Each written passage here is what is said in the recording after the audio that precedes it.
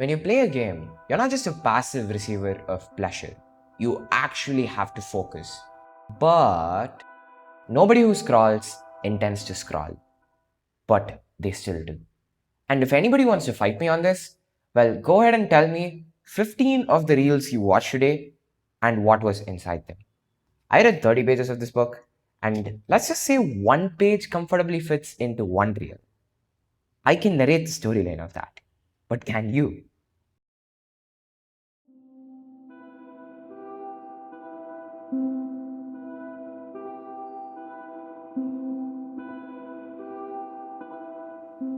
About 75% of you guys would have skipped straight through that 8-second title card of But Why Do I Need to? And that is exactly why you need to. To help you understand things a lot better, I'm going to tell you two stories. One from my childhood, 4th grade, 5th grade, and 6th grade, where I laid my hands on an Xbox 360, and an other where I was sitting in a cafe and I saw something really disturbing, at least to me. So here goes.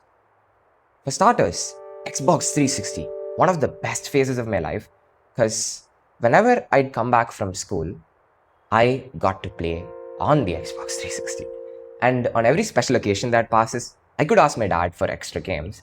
And every time we'd go to this place called Ritchie Street, where you can get really good games for a really cheap price, we'd get a game. And by doing this, I got my hands on Street Fighter, Naruto Broken Bond, Monster Truck Simulator, Need for Speed Most Wanted, Kinect Sports 1 and 2, and a lot of other games. While playing all of these games, what was very common was that I did not get to use the internet. Well, as a child, I was not allowed to use my phone or tab except for the weekends. But I had an hour long gaming time every day I came from school.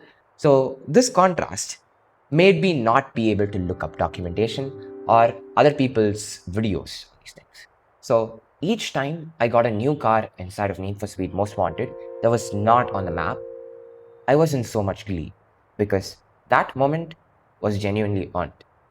And by sitting through uncertainty again and again, and by winning races in my own way without looking at any tactics, I learned to sit in uncertainty. And that carried over to all parts of my life at that point of time. And through 4th, 5th, and 6th grade, I peaked at sports, I peaked at academics, and I peaked at a lot of other things. If there was anything else, like drawing and stuff. And this is what I think is lacking today, this ability to tolerate and sit in uncertainty. And that was the first story. And the second one is a little bit disturbing, if I do say so myself. And here goes. While we were sitting in the cafe, I was not eavesdropping. They were sitting right in front of me. Like, this is my viewpoint.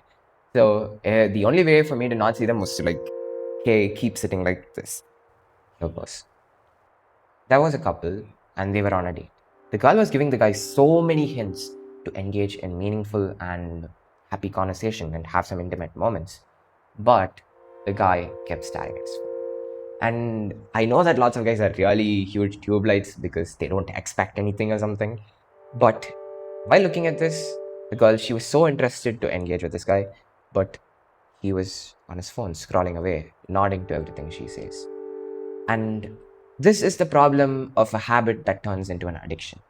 Every time somebody keeps using Instagram, they are more habituated to that reward.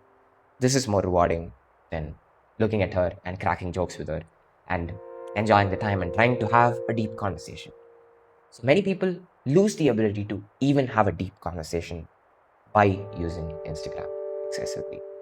And this guy, he should have been more present there, in my opinion. And this girl, after a lot of time, after trying a lot, she also went on her phone and kept nodding to whatever he said.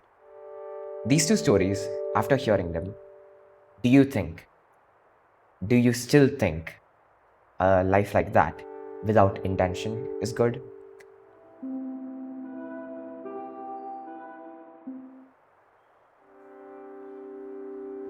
Here are a few simple things I started doing to live more intentionally. I have all of it written on this notebook and I'm going to read it to you. For starters, Instagram. I did not delete Instagram fully, nor did I actually remove my account. But My phone does not have Instagram. It's on my laptop and I use it only as a mailbox.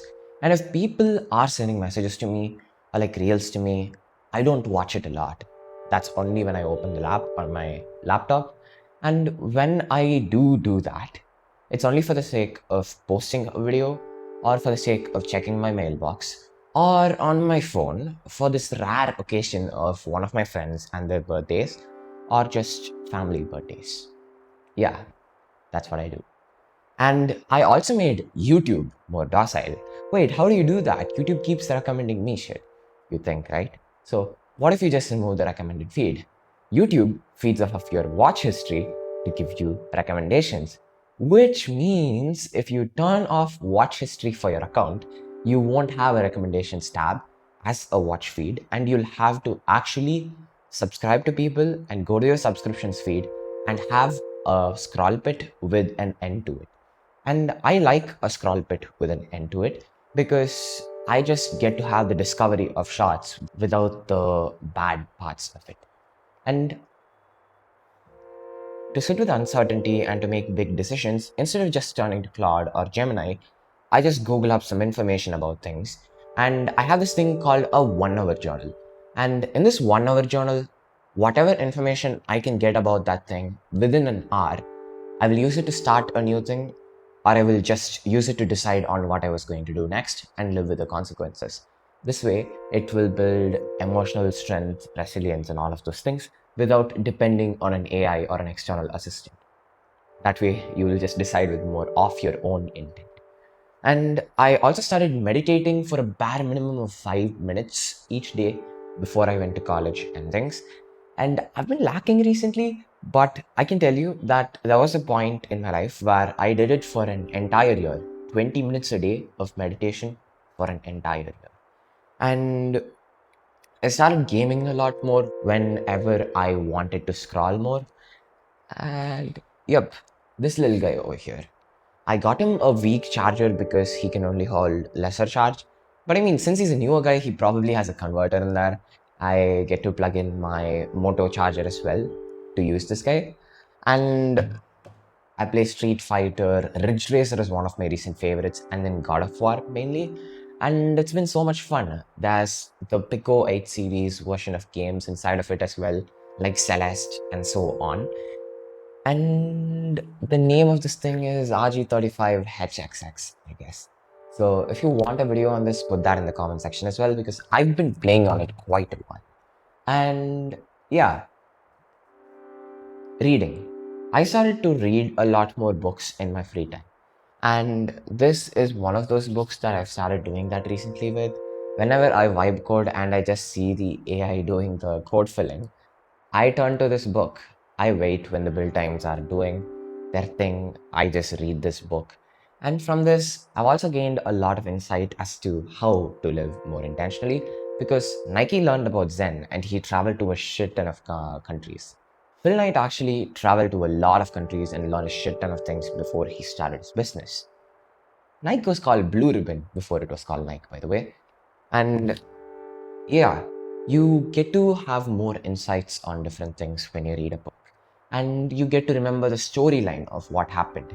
It's better than scrolling 30 shots, but it keeps you more engaged in the process and it does not devour your attention span.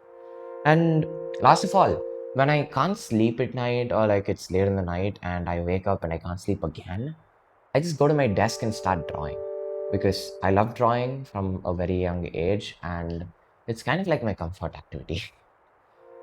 And yeah, that's most of it.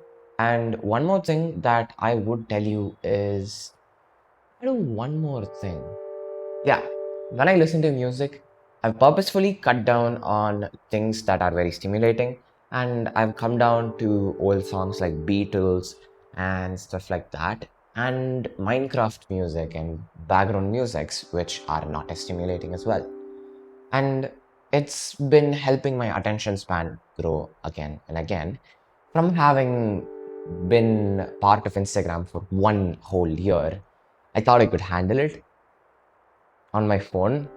I could not. A lot of my friends were on there, so I was in class or something. Or I just did it when I got back home at their suggestion.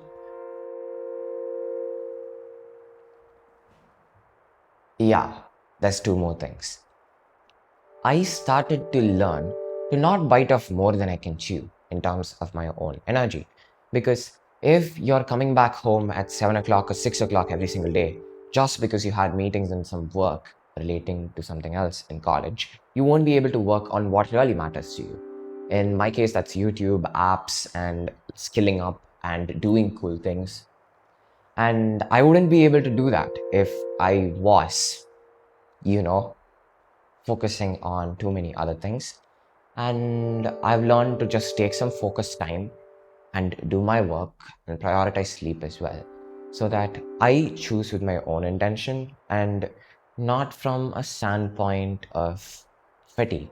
A lot of people start scrolling when they're fatigued because their brains are fried, and I don't want my brain to get fried enough to put me back into that addiction. And one other thing I started doing is, in the place of my productivity, I started keeping these little things with personality. One, stuff that I painted, and more things about like vision boards and stuff. And I made this when I went on a run sometime in December. And I also made a Lego thing with Aaron inside of it from Lego Ninjago, and he's sitting on my desk. So I've put these little things everywhere, like this microphone with this smiley face as well. And it helps me, maintain a positive attitude throughout my work. And yeah, that's what happened. And these are a few simple things I started doing to live more intentionally. And if you want to share a few of yours as well, the comment section is welcome for you. And that was it for this video. If you like this one, there's more like this on the channel. And there's more things to come on this topic of intentional living and tech here. So stay tuned for that. Till the next one, here's a brofist. Don't forget to subscribe, hit the like button, and all of the other buttons to keep the channel supported. Till we meet again, bro, here's a brofist.